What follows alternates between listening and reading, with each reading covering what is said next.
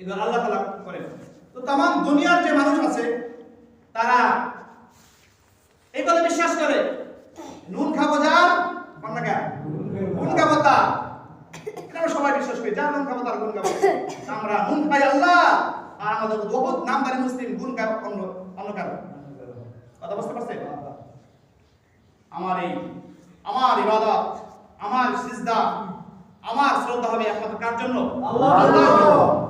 কিন্তু আমরা আল্লাহ ছাড়া অন্য কাউকে সিজদা করে এই কথা প্রমাণ করি যে আমি নুন খাইলাম আল্লাহ আর গুণ গেলাম আরেকজনের।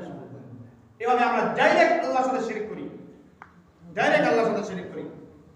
আরেকটা হলো কি গুণের দিক থেকে শিরক করা। আল্লাহ যে ক্ষমতা, এই ক্ষমতা আমরা বিশ্বাস করি না, এই ক্ষমতা আমরা বিশ্বাসী না। কিভাবে? আমার এখন প্রয়োজন হয়েছে সন্তানের, সন্তান হয় না, আল্লাহর কাছে না চাই, আমরা অন্য কারোর কাছে চাই। এই কথা আমাদের বিশ্বাস নাই যে আল্লাহই সব কিছু দিতে পারেন। সন্তান দেওয়ার ক্ষমতা কার? আল্লাহ। মুহতারাম হাজিরিন, ফেরাউন খোদা দাবি করছে না? খোদা দাবি করছে, কিন্তু তার কি সন্তান ছিল? তার কোনো সন্তান ছিল না, তার কোনো সন্তান ছিল না। একজন খোদা দাবি করছে আর নিজেরই সন্তান নাই। আর সব দুনিয়ার সব মানুষ তাকে খোদা বলে বিশ্বাস করে, নিজের একটা সন্তানও তার নাই। যেটা হযরতে মুসা আলাইহিস সালামকে সে লালন পালন করেছে, কি বলে?